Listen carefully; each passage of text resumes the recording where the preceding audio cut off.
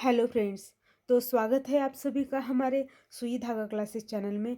तो अगर आपके पास एक ही कस्टमर के 4-5 ब्लाउज सिलने आए हैं तो आपको किस तरीके से पुराने ब्लाउज में से नाप लेकर डायरेक्ट कपड़े पर नाप डालकर किस तरीके से सारे के सारे ब्लाउज एक साथ कटिंग करने हैं, तो चलिए नाप लेते हैं। तो आपको इस तरीके से ब्लाउज को पकड़ना है। तो ये आ रहा है 8.5 इंच। तो 8.5 इंच ये हमारा फोर्थ पार्ट हो गया। तो ये हमारा 34 साइज़ का ब्लाउज़ है। तो हमें इस तरीके से सारे के सारे ब्लाउज़ पीस इस तरीके से एक के ऊपर एक रखने हैं। मैंने 2 ब्लाउज़ पीस लिए हैं और आप 4 ब्लाउज़ पीस तक भी ले सकते हो। और इस तरीके से मैंने 9.5 इंच की घड़ी डाली है। तो ये देखिए 8.5 इंच हमारा चेस्ट का और 1 इंच मैंने मार्जिन के लिए लिया है। आप इस तरीके से पेपर की पैटर्न रख कर भी कटिंग कर सकते हो, लेकिन मैं डायरेक्ट कपड़े पर नाप किस तरीके से लेते हैं ये सिखाने वाली हूँ। तो अब हमें ब्लाउज़ की लंबाई लेनी है। तो इस तरीके से आपको लंबाई लेनी है, देख सकते हो। और उसमें 1 इंच एक्स्ट्रा ऐड करना है। तो ये लंबाई है हमारी 12.5 इंच। तो हम लंबाई लेंगे 13.5 इंच और ये तैयार हो जाएगी 12.5 इंच। इस तरीके से सीधी लाइन खींच लेनी है और अब हमें इस तरीके से फोल्ड करना है। ये हमारा बैक पार्ट बन जाएगा। तो बैक और फ्रंट हमें दोनों ही से साथ में ही कटिंग करनी है। तो इस तरीके से हमारे दोनों ब्लाउज की घड़ी तैयार हो गई है। जहाँ तक हमारा बैक पार्ट आ गया था वहाँ पर हमें इस तरीके से मार्किंग कर लेनी है। और ध्यान रहे कि कपड़े की जो बंद बाजू है वो हमारी तरफ होनी चाहिए। 2 इंच मैंने गले के लिए मार्किंग की है, 3 इंच शोल्डर और 6.25 इंच आर्म होल के लिए लिया है मैंने। और आपको सीधी लाइन खींच लेनी है और यहाँ भी देखना है यहाँ पर हमारा 5 इंच आ गया है या नहीं। तो इस तरीके से आपको मार्क कर लेना है फिर से एक बार और सीधी लाइन खींच लेनी है। उससे पहले देख सकते हो आप लोग, ये 8.5 इंच हमारा 34 का फोर्थ पार्ट हो गया और ये 1 इंच आगे का हमारा मार्जिन के लिए हो गया। 8.5 इंच प्लस 1 इंच मार्जिन, तो 34 साइज़ का ब्लाउज़ है ये। इस तरीके से अब आपको तिरछी लाइन एक और लेनी है। तो अगर आप ये लाइन बनाते हो तो आपकी जो स्लीव्स के पास ज़्यादा चुन्नटें आती है वो नहीं आती। तो अब हमें 1 और 1.5 इंच पर मार्किंग कर कर आर्म होल के लिए शेप दे देना है। तो इस तरीके से हमें 2 डॉट लगाने हैं। और अब हमें क्या करना है, जो हमारा फोर्थ पार्ट का मार्किंग था ना 8.5 इंच, तो वहाँ से और यहाँ पर हमें 2 इंच पर मार्किंग लगाना है ऊपर से। और उन दो मार्किंग के बीच ही आपको आर्म होल का शेप दे देना है। तो देख सकते हो 2 इंच के आगे मैंने ज़्यादा वहाँ पर उभार नहीं लिया है। तो इस तरीके से आपको आर्म होल का शेप दे देना है। अब हमें क्या करना है, क्रॉस पट्टी के लिए नाप लेना है। तो देख सकते हो हमारी क्रॉस पट्टी आई है 2.25 इंच। तो अब हमें क्या करना है, 2.25 इंच पे मार्किंग कर लेनी है इस तरीके से और अपनी तरफ लेनी है 3.25 इंच। तो 3 इंच भी आप ले सकते हो और तिरछी लाइन खींच लेनी है इस तरीके से, दोनों पॉइंट को अटैच कर लेना है। अब गले का नाप लेना है, ये नाप बहुत इम्पोर्टेंट होता है। तो देख सकते हो आप लोग, मैंने यहाँ पर जो हमारी सिलाई है ना तो वहाँ से लिया है। मैंने जितना मार्जिन रखा है ना वो भी लिया है और यहाँ पर हमने जितना मार्जिन रखा है ना वो सिलते वक्त वो भी लिया है और यहाँ से यहाँ तक नापना है। तो मैंने जहाँ पर नाखून रखा है ना तो वहाँ पर वहाँ तक हमने नाप लिया है। तो ये आ गया है हमारा 5.25 इंच। तो आपको इस तरीके से 5.25 इंच पर सीधी लाइन खींच लेनी है। आप जहाँ तक कटोरी अटैच करते हो ना तो वहाँ तक ही मैंने ब्लाउज़ का नाप लिया था। कटोरी की जो नीचे वाली जो गोलाई का भाग है ना वो नहीं नापा है मैंने, वो हम बाद में नापेंगे सिलते वक्त। अब हमें कटोरी का नाप लेना है। तो इस तरीके से हमारी कटोरी आती है 5 इंच पर। तो आपको यहाँ पर भी आपको 5 इंच लेना है। तो 5 इंच पर मैंने मार्क किया है कटोरी के लिए। अब आपको क्या करना है, कोई भी कटोरी का फॉर्मेट ले लेना है कटोरी का शेप देने के लिए। तो मैं क्या करूँगी, यही कटोरी बाद में कटिंग करूँगी कपड़े पर, ताकि क्योंकि हमें इसी कटोरी का ब्लाउज़ बनाना है। 32 के लिए 34 साइज़ के लिए मैं यही कटोरी यूज़ करती हूँ। और आपको किस तरीके से कटोरी बढ़ानी है वो भी मैं इस वीडियो में सिखाने वाली हूँ। और किस तरीके से सिर्फ 15 मिनट में बिना अस्तर का ब्लाउज़ आप सिल सकते हो, ये इसकी भी ट्रिक बताने वाली हूँ। तो वीडियो लास्ट तक ज़रूर देखिएगा। और अभी तक आपने चैनल को सब्सक्राइब नहीं किया है तो जल्दी से सब्सक्राइब कर दीजिए। और अभी अब आपको इस तरीके से बैक पार्ट को रखना है, नीचे से मार्जिन रखना है पाव पाव इंच का दोनों तरफ। और इस तरीके से 2 इंच पर मार्किंग कर कर आपको चौकोनी गले का आकार दे देना है। और ये हमारा गला चौकोनी गला बन जाएगा। तो इस तरीके से हमने कटिंग कर लिया है। तो दोनों हमें नॉचेस लगा लेने हैं शोल्डर पर। और ये हमने लगाया है टक्स के लिए, बैक टक्स के लिए मार्क, ताकि आपको समझ आ जाए। और ये जो आर्म होल में हमारा जो कपड़ा आता है ना, जो एक्स्ट्रा, तो वहाँ हम हुक लुक पट्टी बनाएंगे उस कपड़े में। तो देख सकते हो हमारे दोनों पैटर्न बन के रेडी हो गए हैं। तो इस तरीके से अब आपको कटोरी का नाप ले लेना है। जो हमारा कपड़ा बचा हुआ है ना, तो उसी कपड़े में हमें इस तरीके से कटोरी को नापना है। और थोड़ी सी मैंने दोनों तरफ पाव पाव इंच कटोरी बढ़ाई है। तो इस तरीके से दोनों तरफ पाव पाव इंच, अगर हमारी हाफ इंच कटोरी बढ़ गई है तो अब हमें स्लीव्स के लिए घड़ी डालनी है। तो इस तरीके से मैंने दोनों कपड़े को एक के ऊपर एक रख कर फोल्ड किया है। ऐसे को 1.5 इंच पर मार्किंग कर कर इस पट्टी को फोल्ड कर लेना है। और अब आपको स्लीव्स इस तरीके से इसके ऊपर रखनी है। आपको इसी तरीके से स्लीव्स का नाप ले लेना है, ताकि जो फिटिंग की जो सिलाई है ना, वो भी हमें नाप समझ में आ जाता है कितना आर्म होल लेना है। तो इस तरीके से आपको स्लीव्स कटिंग कर लेनी है।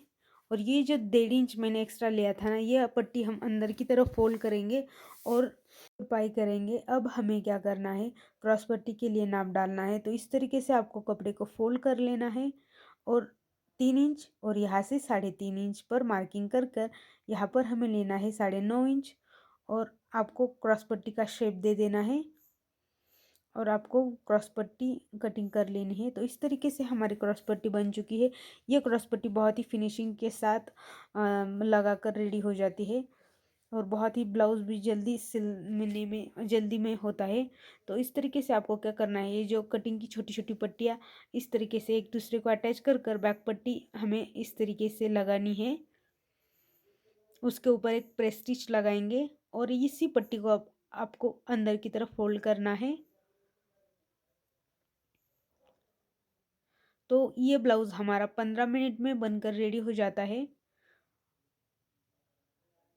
इस तरीके से अगर आप ब्लाउज़ कटिंग करोगे ना, तो बहुत ही जल्दी हमारी कटिंग और सिलाई हो जाती है और आपका टाइम भी बचता है। टक्स के लिए मैंने इस तरीके से मार्किंग कर कर टक्स लगा दिए हैं। आप इसी तरीके से, जैसे मैंने 2 ब्लाउज़ एक के ऊपर एक रख कर कटिंग करी है, तो आप 4 ब्लाउज़ पीस तक भी रख सकते हो। इस तरीके से अब आपको क्या करना है, तिरछी सिलाई लगा लेनी है। तो मैंने इस तरीके से तिरछी सिलाई लगा ली है, ताकि आपका शोल्डर गिरता नहीं है। इससे पहले एक सीधी सिलाई लगानी है और इस तरीके से फिर बाद में तिरछी सिलाई लगा लेनी है। इससे क्या होता है, आपका शोल्डर गिरते नहीं है, बिल्कुल परफेक्ट आपकी ब्लाउज़ की फिटिंग आ जाती है। तो देखो अब हमें क्या करना है, कटोरी अटैच कर लेनी है। तो इस तरीके से उसके ऊपर कटोरी रखकर ब्लाउज़ के साइड पार्ट पर आपको कटोरी अटैच करनी है। और कटोरी अटैच करते वक्त कटोरी का पार्ट आपको खींचना नहीं है। और यहाँ पर 1 इंच पर मार्किंग करना है आपको और कटोरी को फोल्ड कर लेना है। तो देख सकते हो आप लोग, ये यहाँ पर फोल्ड करने के बाद ना हमारा ये 1 इंच जहाँ पर मार्किंग किया था ना, तो वहाँ पर आ गया है, देख सकते हो। अगर आपका वहाँ पर नहीं आता है 1 इंच मैंने जहाँ पर मार्किंग किया है, तो आपकी कटोरी तिरछी आ सकती है। तिरछी आने के चांसेस ज़्यादा है, तो टक्स आपका तिरछा आ सकता है उससे। तो इस तरीके से मैंने 3.25 इंच और टक्स 3 इंच पर लिया है मैंने। और अब हमें क्या करना है, एक स्टिच लगा लेना है। तो देख सकते हो हमारी कटोरी बनकर रेडी हो गई है। मैंने कटोरी का टक्स 3.25 इंच पर लिया है।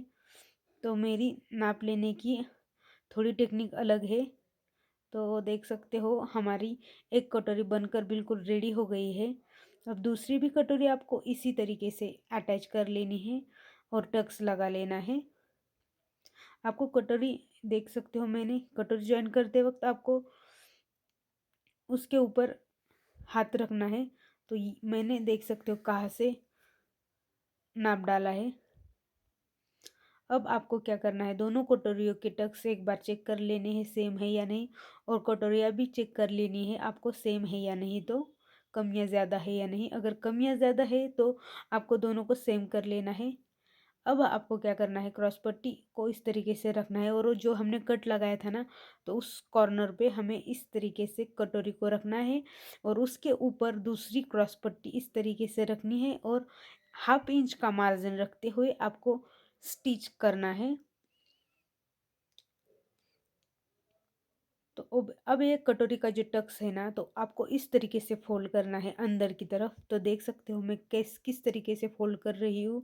अगर आप इस तरीके से कटोरी का टक्स फोल्ड करते हो तो आपकी कटोरी एकदम अच्छी से फिनिशिंग के साथ बैठती है। अगर आपने टक्स को फोल्ड नहीं किया है तो आपकी टक्स भी तिरछा जा सकता है। तो टक्स तिरछा ना हो इसलिए आपको ये सावधानी ज़रूर लेनी है कटोरी अटैच करते वक्त, क्रॉस पट्टी अटैच करते वक्त।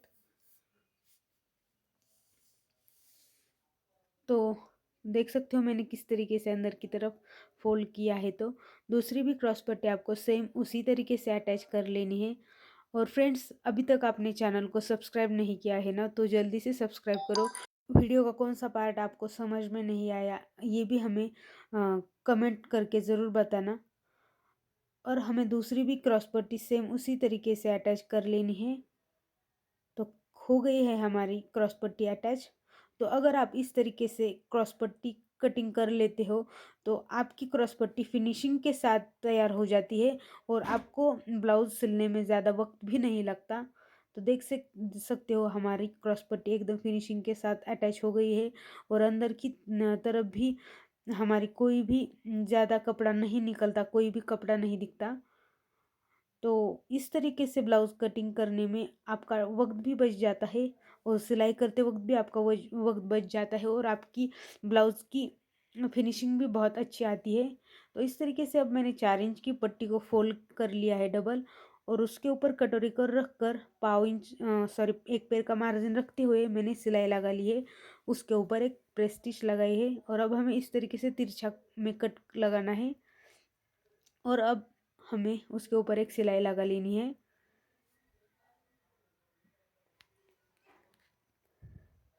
दूसरी पट्टी भी आपको अब अटैच कर लेनी है। ये हमारी बटन पट्टी हो गई। अब आपको काज पट्टी बनानी है। तो 3 इंच मैंने पट्टी फोल्ड करके सॉरी कटिंग करके ली है।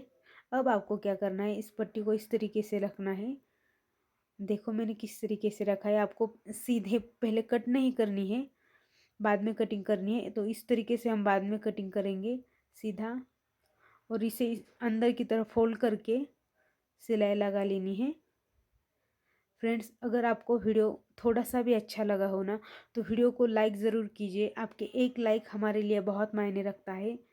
तो प्लीज़ वीडियो को लाइक कर दीजिए। और अगर आपको इसी तरीके से वीडियो चाहिए तो हमारे चैनल को सब्सक्राइब कर कर बेल आइकॉन को दबाकर ऑल को ऑप्शन सेलेक्ट कर दीजिए। तो दोनों पट्टियाँ आपको चेक करनी है सेम है या नहीं। अब हमें पाइपिंग के लिए पट्टियाँ कट की है हमने। तो इस तरीके से मैंने सीधी कपड़े में ही पट्टियाँ कट की है, ताकि क्योंकि मुझे पाइपिंग बहुत अच्छी तरीके से बनानी आती है। अगर आप नए हैं तो आप तिरछे कपड़े में भी पाइपिंग बना सकते हो। तिरछा कपड़ा ही आपको कटिंग करना होता है अगर आप नए हैं तो। इस तरीके से आपको अटैच कर लेनी है पट्टी, और आपको चौकोनी गले को सिर्फ कॉर्नर पर ही कट लगाना होता है, और कटोरी के इस गोलाई में। और आपको इस तरीके से देखो मैंने फोल्ड किया है। तो आपको पाइपिंग बनाने के लिए इस तरीके से आपको फोल्ड लगाना होता है अंदर की तरफ, और उसके ऊपर अब हम सिलाई लगा लेंगे। तो ये जो सिलाई है ना, तो आपकी सिलाई ये पाइपिंग के ऊपर भी नहीं जानी चाहिए और पाइपिंग से ज़्यादा दूर भी नहीं जानी चाहिए। बिल्कुल पाइपिंग के पास से होते हुए आपकी ये सिलाई होनी चाहिए, ताकि इससे पाइपिंग की फिनिशिंग बहुत अच्छी आती है और ऐसा लगता है कि हमारी पाइपिंग ये डोरी पाइपिंग है। तो ये बिल्कुल इसकी फिनिशिंग डोरी पाइपिंग की तरह ही आती है। तो देख सकते हो हमारी एकदम फिनिशिंग के साथ पाइपिंग बनकर रेडी हो गई है। तो पाइपिंग बनाने के लिए आपको ज़्यादा प्रैक्टिस की ज़रूरत है। तो अब क्या करना है, जो गहराई वाला पार्ट है ना स्लीव्स का, वो आपको इस तरीके से रखना है और ये पार्ट आपको आगे की तरफ ज्वाइन करना होता है। इस तरीके से आपको स्लीव्स को रखना है और सेंटर से ही हमेशा स्लीव्स ज्वाइन करनी है। मैं जिस तरह की कटिंग बता रही हूँ उस कटिंग को आपको सेंटर से ही ज्वाइन करना होता है। अब हमारी स्लीव्स यहाँ पर थोड़ी कम पड़ रही है, तो हमने छोटा सा जॉइंट लगा दिया है स्लीव्स को। तो इस तरीके से आपको जॉइंट लगाना होता है। अगर आप सेंटर में से कट स्लीव ज्वाइन करते हो तो आपको इस तरीके से, अगर कम पड़ जाए बाद में थोड़ा सी स्लीव्स, तो आप जॉइन भी लगा सकते हो। तो दोनों स्लीव्स आपको इसी तरीके से अटैच कर लेनी है।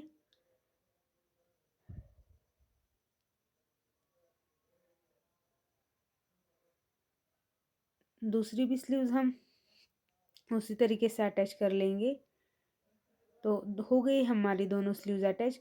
तो अब हमने जो पट्टी फोल्ड करके रखी थी ना, वो स्लीव्स कटिंग करते वक्त, तो उससे आपको इस तरीके से अंदर की तरफ फोल्ड करके एक कच्ची सिलाई लगा लेनी है, ताकि हम बाद में इस सिलाई को उधेड़ के उसमें तुरपाई लगा सकते हैं। तुरपाई लगाने के बाद ही आपको सिलाई उधेड़नी है।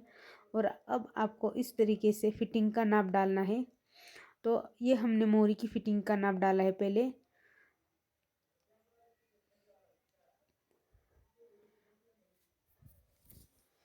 तो इस तरीके से सीधी पहले आपको एक रफ स्टिच लगा लेनी है। तो मैं इस ब्लाउज़ को ओवरलैप करने वाली हूँ इस तरीके से, तो इसलिए मैंने गुम फिटिंग नहीं की है इसकी।